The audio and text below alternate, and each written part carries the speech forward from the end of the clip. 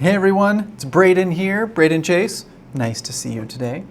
I am excited to have you guys here on this second video of our course. And today we're going to talk about writing, of course, and we're going to talk about what I believe to be the key to writing anything.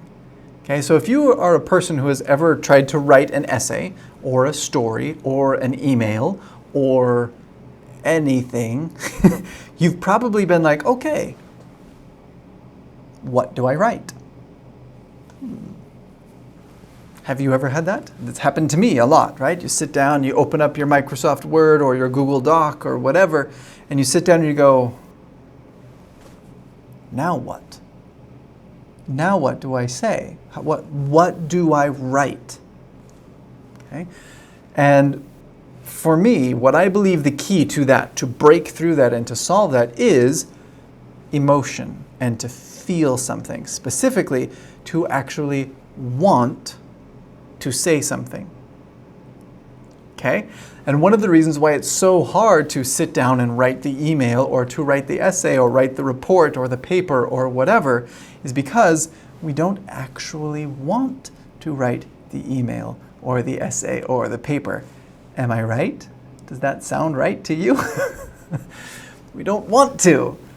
But we have to, right? We have to write emails and we have to write essays and we have to write papers and we have to do these things. So how do we deal with this? How do we overcome this? And for me, the way that I do this, the way that I sit down and I'm like, okay, I don't want to write this. I kind of talk to myself. I don't want to write this right now. Or if my teacher, right? Teacher gives me an essay and says, okay, write me an essay about the importance of the French government and its influence on the United States government. What?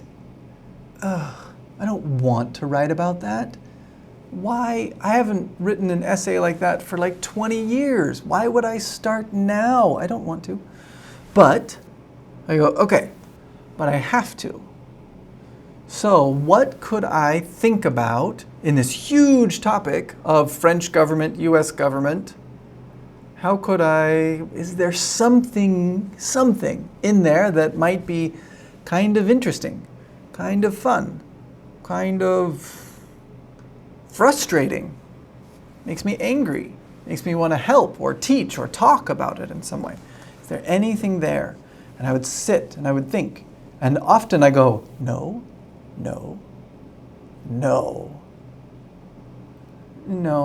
right? And I'm going through ideas in my head. I don't want to talk about this. I don't want to talk about that. That's not very cool. That's really scary. Oh, wait.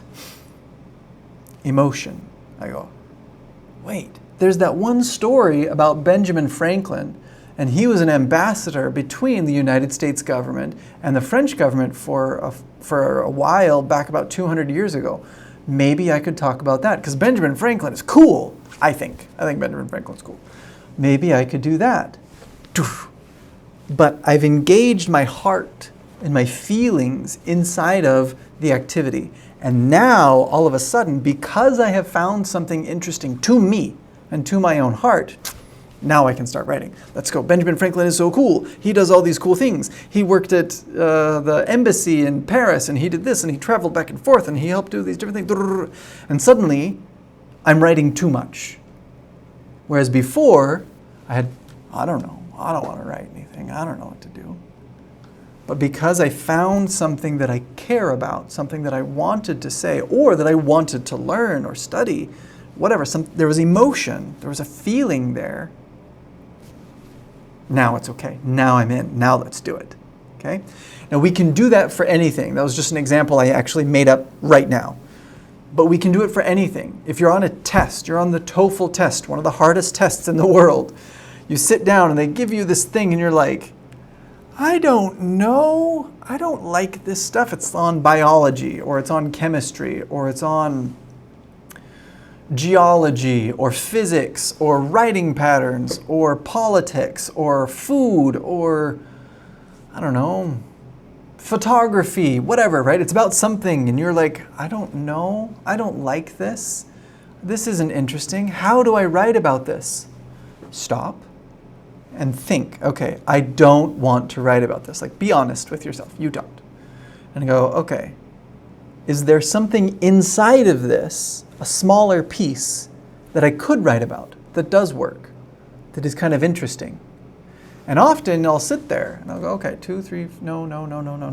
Oh, that thing. Let's talk about that. And then I start writing. Because I have an idea, because I have a feeling, because I have a heart attached to this, now I can write. And I type and all sorts of stuff. And I have this big old essay, and it's easy and it's fast. But not because I'm a good writer, not because I'm native speaker, certainly, right? I was terrible at writing for years and years and years. It took me forever to write things until I learned this trick. Until I learned how to, if I care about what I'm writing, suddenly it's a lot easier to write.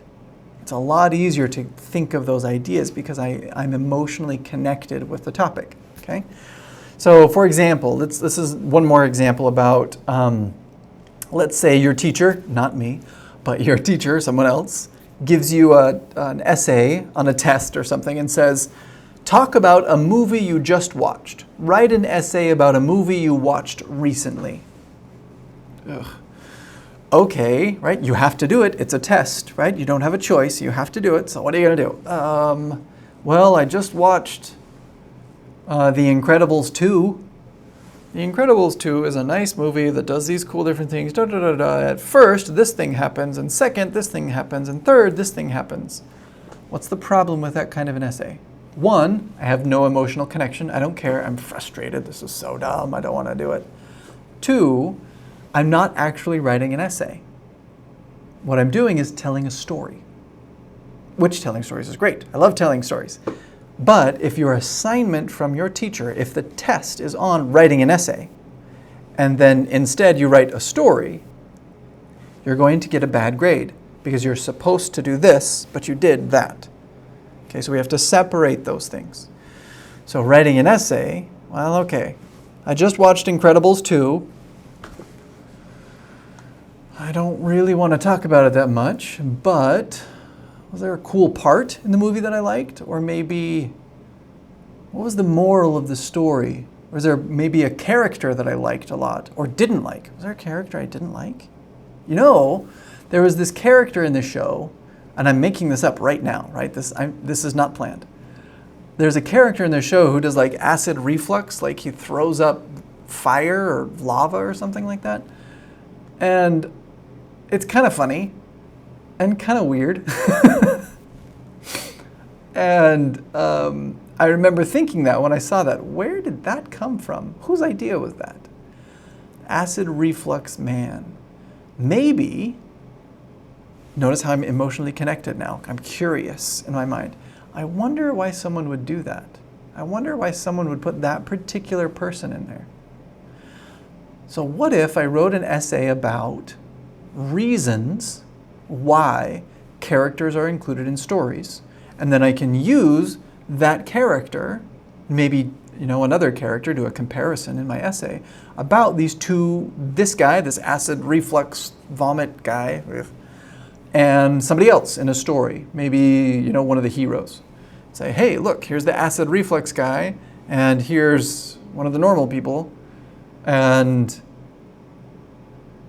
compare them back and forth. So why was this character put in, the acid reflux guy, the vomiting guy, and then why was this guy put in? I don't know. If you've seen the show, there's a girl who has like force shields, right? Because they're all superheroes. So we can talk about her, the force shield girl, and then this other vomit guy. We can talk about them and compare. So why is she this way, and why is he that way? And what does that mean? And compare the two. That's an essay. Because I'm comparing two elements of something bigger, and I'm going, this compared to that, why this and why that? I'm not telling a story anymore.